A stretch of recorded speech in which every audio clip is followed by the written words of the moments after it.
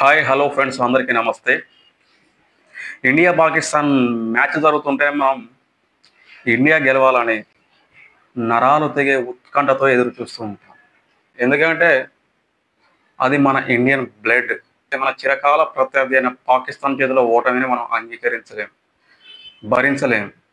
ఎందుకంటే శత్రు ముక్కలను తయారు చేసి ఉగ్రవాదులను పెంచి పోషించే దేశం మన భారతదేశాన్ని నాశనం కావాలని, పతనం కావాలని కోరుకునే దేశం. అలాంటి శత్రు చేతిలో ఓటమిని మనం అంగీకరించలేం, భరించలేం. అలాగే ఇరు దేశాల మధ్య మ్యాచ్ అంటే యావత్ ప్రపంచ దేశాలన్నీ టీవీల ముందు కూర్చొని వీక్షిస్తూ ఉంటారు. ఎందుకంటే అక్కడ జరిగేది బాలుకు బ్యాటుకు మధ్య యుద్ధం కాదు, రెండు దేశాల మధ్య జరిగే యుద్ధం. అందుకే అంత కసిగా చూస్తూ ఉంటాం. అలాంటిది మనం ఒక క్రికెట్ మ్యాచ్ని అంత సీరియస్గా తీసుకున్నప్పుడు మొన్న ఏప్రిల్ 22వ తారీఖు పహల్గామ్లో 25 మందిని మన ఇండియన్ పౌరులని పిచ్చి కుక్కలైన పాక్ పెంచి పోషించే ఉగ్రవాద నా కొడుకులు మన భారత్లో చొరబడి అన్యం పుణ్యం తెలియని అమాయకులని నువ్వు హిందువా ముస్లిమా అని అడుగుతూ ప్రాణభయంతో ఎవరైనా అబద్ధం చెప్తే వాళ్ళ బట్టలు విప్పి మరి ప్రైవేట్ పార్ట్స్ చూస్తూ వాళ్ళ భార్య పిల్లల ముందు పాయింట్ బ్లాక్లో గన్ను పెట్టి సినిమా రేంజ్లో కాల్చి చంపారు.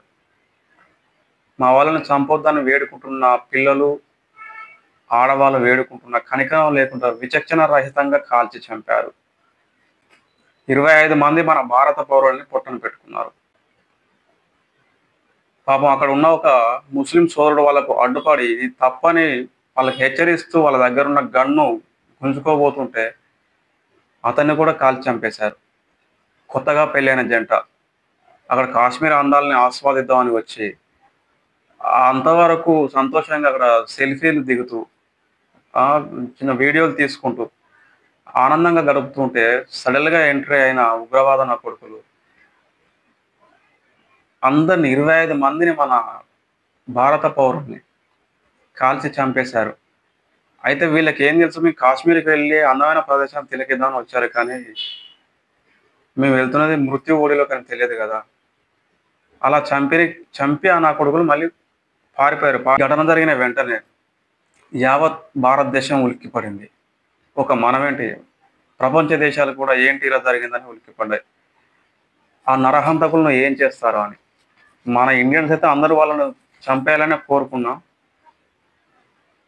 కానీ మన ప్రభుత్వం కొంచెం టైం తీసుకుంది.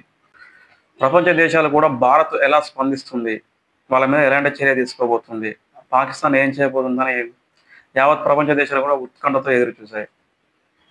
ఒక మన ఇండియన్సే కాదు, మన భారతే కాకుండా అన్ని దేశాలు ఎదురు చూశాయి ఎలా తీసుకోబోతుందని. అయితే మోదీజీ ఒక మంచి నిర్ణయం తీసుకున్నారు.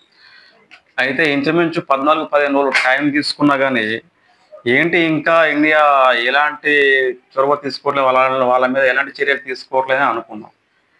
కానీ మన ప్రభుత్వం నిదానంగా ఆలోచించి ఐక్యరాజ్య సమితికి, ప్రపంచ దేశాలకు వీళ్ళు ఉగ్రవాదులను పెంచి పోషిస్తున్నారు అనే వీళ్ళ నిజ స్వరూపాన్ని బయట పెట్టడానికి ఇన్ని రోజులు ప్రయత్నించి నేను కూడా అనుకున్నా, ఏంటి 26 మందిని ఇట్లా ఎప్పుడుకొచ్చి చంపేస్తూ ఉంటారు కదా. అప్పుడు పార్లమెంటుపై దాడి, ఓటర్లు 156 మందిని, కృష్ణాలో బాంబులు, ఇక్కడ ఇవన్నీ చేస్తా అసలు నా చిన్నప్పటి నుంచి వింటూనే ఉన్నాను.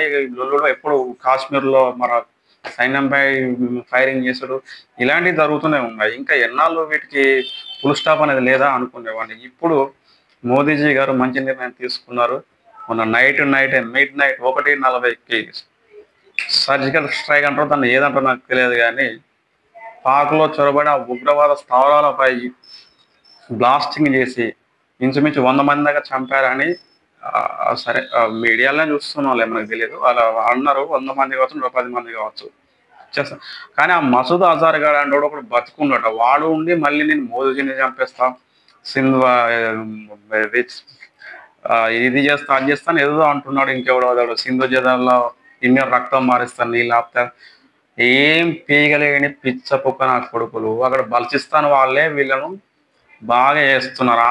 వాళ్ళ కంట్రీలో ఉన్న ఒక స్టేట్ వాళ్ళనే ఏం పీకలేకపోయే ఎదవా కొడుకులు ఇది ఇలా చేస్తున్నారు. మోదీజీ ఇప్పుడు ఏం చేస్తారు, అది ఒక వాడు బౌలింగ్ చేస్తే మొత్తం ఓవర్ మొత్తం సిక్స్లు కొట్టినట్టుగా పాకిస్తాన్ ఉరుకులు పరుగులు పెట్టిస్తాను. ఇప్పుడు ఇది చేసేది ఏమి లేక బెంబేలెత్తిపోతారు.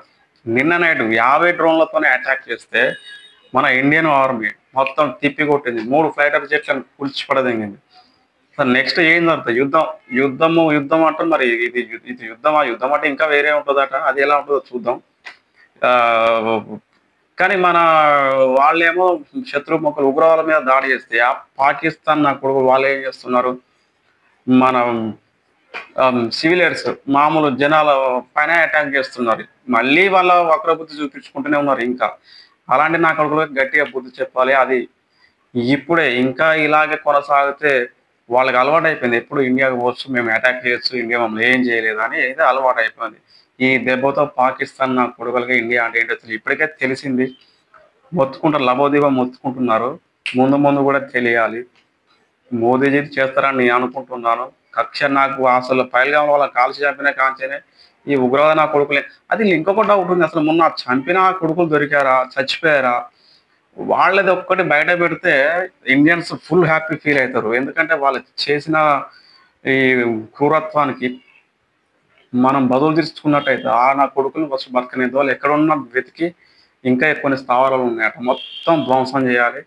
ఏ పాకిస్తాన్ కాదు ఇప్పుడు వాళ్ళు మన ఆర్మీ పైన కూడా అటాక్ చేయడానికి ప్రయత్నిస్తున్నారు. మన శిబిరాలపై దాడి చేయడానికి డ్రోన్లను పంపి ఫైటర్ జెట్లు వేసుకొని వచ్చి చేయబోతే మన వాళ్ళు వాటిని పేల్చేశారు. కానీ ఒకవేళ పేర్చకుంటుంటే మన ఆర్మీకి ప్రాణ నష్టం జరిగేది.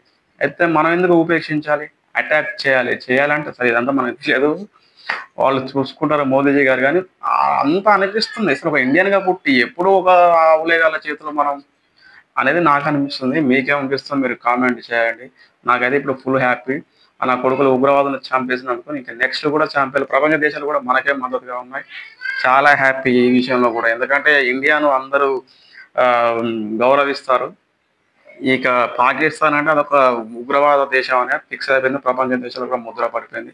ఆల్రెడీ వాళ్ళ మంత్రి ఆయనే చెప్పాడు, మేము కొన్ని దేశాలను టార్గెట్ చేసుకొని వాళ్ళ మీద అటాక్ చేయడానికి మేము ఉగ్రవాదుల్ని పెంచి పోషిస్తున్నామని ఒప్పుకున్నాడు కదా. నాకైతే వాళ్ళు ఒప్పుకోవడం, వాళ్ళు చేయడం, వాళ్ళు అటాక్ చేయడం, వాళ్ళు చేస్తున్న దానికే మనం రివర్స్ రిప్లై ఇస్తున్నాం. సూపర్గా ఉంది. నా కొడుకులకి మళ్ళీ ఇండియా జోలికి రావద్దు అనేది ఇప్పటికీ అక్కడ రేట్లు పెరిగిపోయింది. వాళ్ళకి రేటు 350 అట, పాలు 300 అట. ఇక చికెన్ అంటే ఎంతో రేటు, ఉల్లిగడ్డలు, ఆలుగడ్డలు, పప్పులు, ఉప్పులు మాస్ రేట్లు పెరిగిపోయింది. దాని జీడిపి పడిపోయింది, ఆ దేశ జీడిపి. అయినా సిగ్గులేనా నా కొడుకులు ఇంకా మా దేశాన్ని ఎలా అభివృద్ధి చేసుకోవాలనేది ఆలోచించేది. ఇండియా మీద పడి ఏడుస్తున్నారా నా కొడుకులు? అయ్యే వాళ్ళు అంతే. ఆ కొడుకులు అసలు ఎందుకో మైండ్లెస్ ఫెయిలర్స్. ఏం లేదు ఇండియన్ ఇది ఒకటే టార్గెట్ వాళ్ళది. కానీ మేము ఎలా బాగుపడరు బాబు? ఒక దేశంతో పోటీ పడి మేము కూడా ఒక రేంజ్ కాదు. ఇది లేని పిచ్చనా కొడుకులకు ఎవరికి ఏది చెప్పినా అర్థం కాదు. ఏమంటారుగా ఇటుక జవాబు పత్తసే దేంగి అన్నట్టుగా నా కొడుకు చేసిన ఇంత దానికి ఇదే కాదు, ఇంత మొత్తం చాలా మందిని చంపారు 2 సార్లకి. ఇప్పుడు ప్రతీకారం తీర్చుకుంటున్నాం. ఆ శత్రుముఖ ఉగ్రవాదులు అనే లంజా కొడుకుని లేకుండా చేయాలనేది నా కోరిక. నాకు అది ఇప్పుడు హ్యాపీ. యుద్ధం జరుగుతుంది, కంటిన్యూ అవుతుంది, కావాలి. అంత పాకిస్తానే సర్వనాశనం చేయాలనేదే నా కోరిక. Thank you.